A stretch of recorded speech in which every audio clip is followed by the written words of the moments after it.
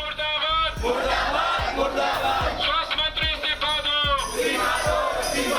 Registrar महोदय इस्तीफा दो।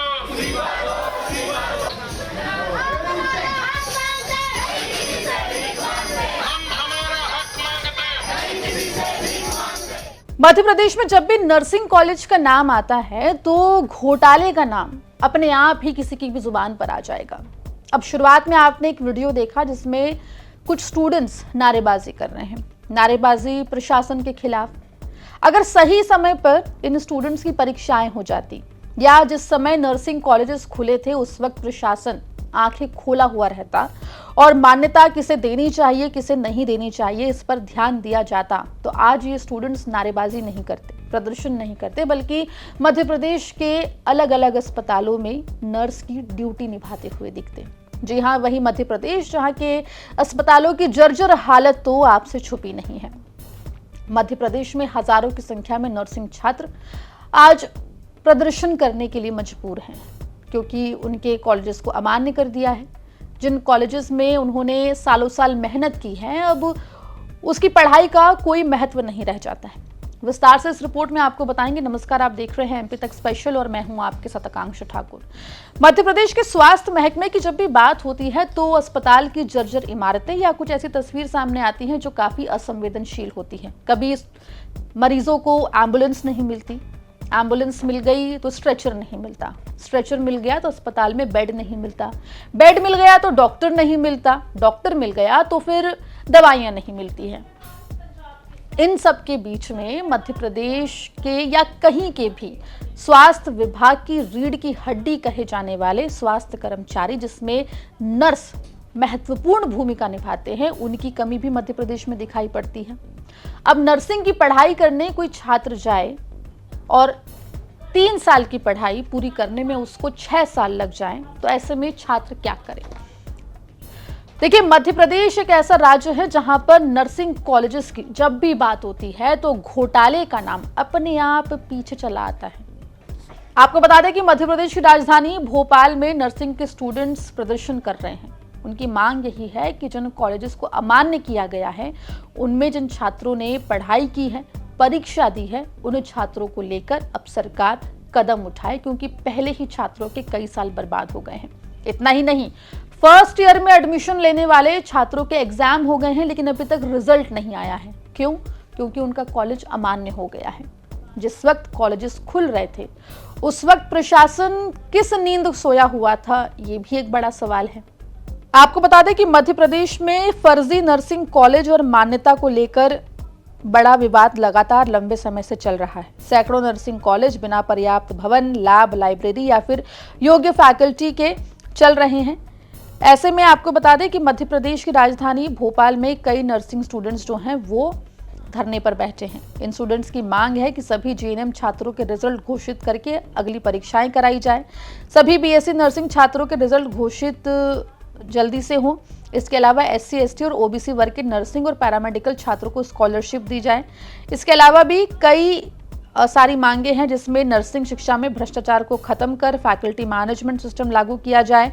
इन तमाम स्टूडेंट्स का कहना है कि केवल सरकार की नाकामी की वजह से, प्रशासन की नाकामी की वजह से सालों साल इन तमाम स्टूडेंट्स को इसका खामियाजा भुगतना पड़ रहा है।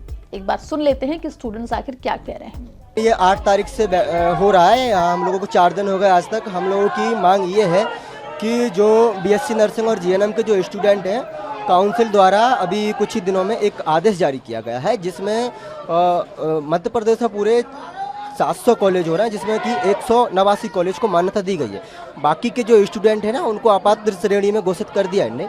हमारा कहना ये है कि जो बाकी के जो 80% स्टूडेंट है ना उनको किस बेस पे आपने अलग कर दिया है और जो 189 कॉलेज हो रहे हैं उनको किस बेस पे ले रहे हो आप।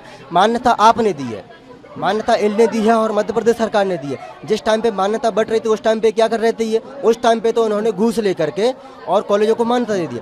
कॉलेजों में बच्चों की फर्स्ट ईयर और सेकंड ईयर तक परीक्षाएं हो गई हैं। थर्ड ईयर में आप आके उनसे बोल रहे हो कि आपका कॉलेज अनसूटेबल है। बीच में आकर के इन्होंने लटका दिया। ना तो बच्चों को स्कॉलरशिप दी जा रही है और ना उनकी सही टाइम से परीक्षा करवाई जाए। 4 साल का कोर्स है बीएससी नर्सिंग का, जिसमें 6 साल ऑलरेडी हो चुके हैं और 8 साल बाद ये लड़के हैं जो बीएससी नर्सिंग वाले 2020 वाले बैच के, वो डिफॉल्टर घोषित हो जाएंगे। उसकी जिम्मेदारी कौन लेगा? सरकार लेगी क्या? ना ये बच्चों को, जो गरीब वर्ग के बच्चे हैं, उनको सही टाइम से स्कॉलरशिप दे रहे हैं, ना टाइम से ये परीक्षाएं करवा रहे हैं।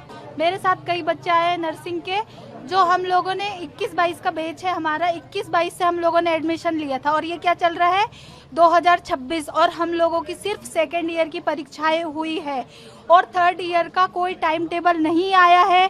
हम लोग 4 साल में बस सेकेंड ईयर पढ़े हैं और अभी हम लोगों का थर्ड ईयर का टाइम टेबल नहीं आया है और ना ही स्कॉलरशिप आई है। तो हम लोगों से हमारे कॉलेज वाले पैसे मांग रहे हैं स्कॉलरशिप के बेस में हम लोगों का जो कि एडमिशन हुआ था। अब स्कॉलरशिप तो आ नहीं रही है तो अब पैसे तो हम लोगों को ही देना पड़ेगा ना।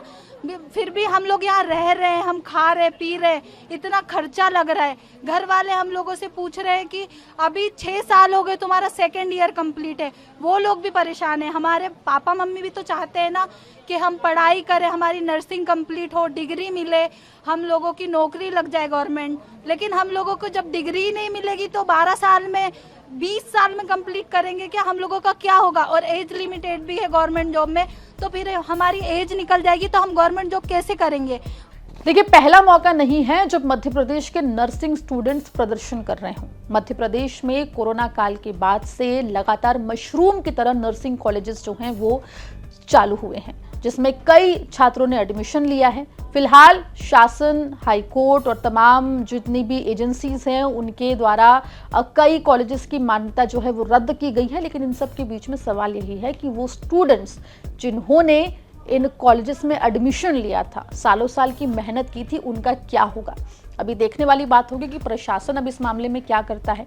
रही बात मध्य प्रदेश की सुरक्षा व्यवस्था पैच, रही बात मध्य प्रदेश की स्वास्थ्य महकमे की, तो उसके तो क्या ही कहने हैं। इस बीच में अब नर्सिंग कॉलेजेस का मामला और कितना आगे बढ़ता है और क्या इस विवाद में किसी भी तरीके का हल प्रशासन लेकर आता है या नहीं लेकर आता है, इस पर सभी की निगाहें टिकी हुई है। इस पूरे मामले में आपकी क्या राय है? कमेंट सेक्शन में जरूर लिख के बताएं। मध्य प्रदेश की तमाम खबरों के लिए बने रहिए एमपी तक के साथ।